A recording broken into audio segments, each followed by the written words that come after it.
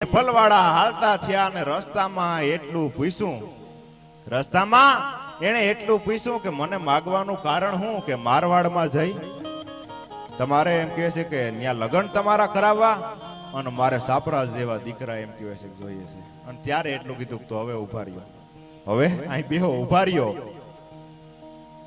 રાણીવાસમાં હું ગયો ને સાપરાજ 6 મહિનાનું બાળક હતો અને ત્યારે સાપરાજ એમ કહેવાય છે કે આમ ઘોડિયામાં ઈ હિસકતો તો અને મારાથી મીણલ દે ને એમ કહેવાય છે કે આમ ખાલી આમ અડપલું કરાઈ ગયું. અને ત્યારે મીણલ દે એટલું બોલી હતી કે હા દરબારા સાપરાજ જોવે છે, સાપરાજ હૂતો છે.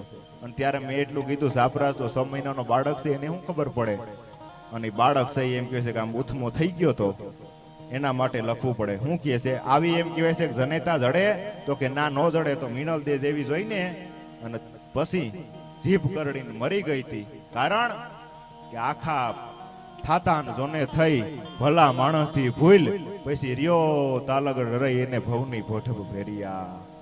એને એમ શું કહું જીવાય નહીં. 6 મહિનાનું બાળક જો આમ ઊંધું થઈ જતું હોય એને હરમ આવતી હોય તો હવે જીવીને શું કરવું. અને જીભ કરડીને તેમ કહેવાય છે કે તેથી મરી ગઈ હતી.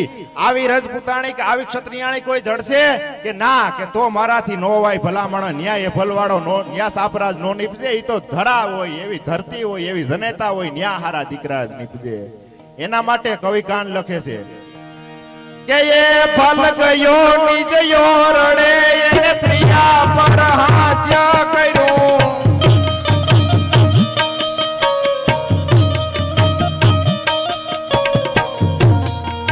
ઓઢેલ સાપો પ્રારણે એને વસ્ત્ર લઈ મુખ પર ધર્યું.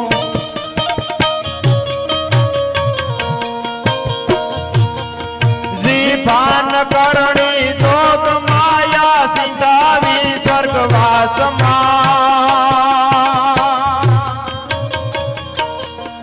અમ દેશ